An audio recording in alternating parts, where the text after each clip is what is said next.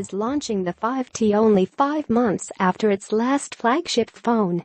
When we launched the OnePlus 5, there was no plan to release the OnePlus 5T. Kiang, OnePlus's head of global marketing, told me a week before the new phone's splashy launch event in Williamsburg, Brooklyn. It's a peculiar admission, but it fits perfectly with the Chinese startup's motto to never settle. OnePlus's unwavering mission to deliver the latest technologies as soon as possible not only keeps its products up to date with the latest mobile trends, but puts the heat on the Samsungs of the world to deliver experiences that'll justify spending $1,000 on a new phone. See also, the OnePlus 5T is here with a larger screen and even better dual cameras. Following the 5T's launch event, I sat down with the company's CEO Pete Lau and picked his brain on a number of topics, and one of them was why they're coming out with a newer, better version of their already excellent flagship so soon. To design and launch a new phone within the span of 5 months is usually unheard of. There's a reason why most phone makers only launch a single flagship, different screen sizes, notwithstanding, model every year. It takes years for research and development.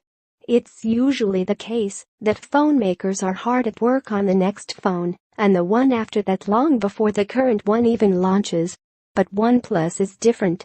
While every company wants to be a trendsetter, the company is content with merely delivering the best possible product that makes sense for the now.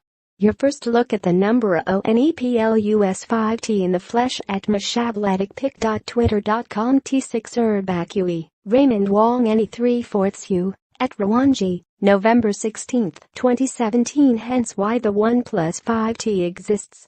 It's designed to keep up with mobile trends, namely bigger screens with narrower bezels, face unlocking, and better dual cameras. Both of these are features Samsung and Apple have adopted for their own flagship phones this year. And the company has never been shy to admit it's a follower.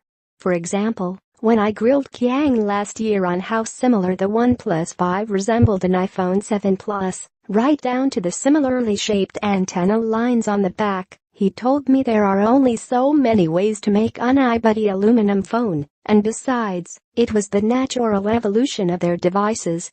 The 5T is classic OnePlus. It has all the things more well-known and expensive 2017 flagship phones have, but costs half as much. But why launch a phone so quickly and end production for the OnePlus 5, an extremely well-received phone that many, including yours truly, highly praised?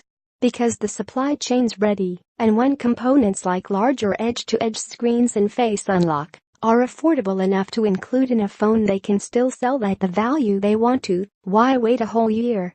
When we were developing the OnePlus 5, we didn't know what components was going to be available in the second half of the year, Lau said. With the release of immersive displays by other brands, you can see the entire supply chain is moving towards that direction. We get a lot of information from our suppliers, which then helped us make this decision. With the release of immersive displays by other brands, you can see the entire supply chain is moving towards that direction. This ability to move at such speed to get a new phone out the door is typical of Chinese phone makers that are fixated purely on hardware specs. OnePlus, like many of these no-name Asian phone makers, have design and engineering studios stationed closely to factories in Shenzhen, China. The proximity means the company can have prototypes sent back within under a day, Kiang said. That's even faster than the one-day turnaround Kiang boasted about prior to the OnePlus 5 launch. Coupled with their close relationships to the suppliers, which they get a nice little assist from their investments from Chinese tech giant Oppo, the company has a 1-2 punch to quickly corner the market. OnePlus could have stopped at just adding a bigger screen, but that addition also forced them to rethink how users unlock their phones. The face unlock feature was more of a result of the larger display, because we prefer to have the fingerprint scanner on the front, Lau said.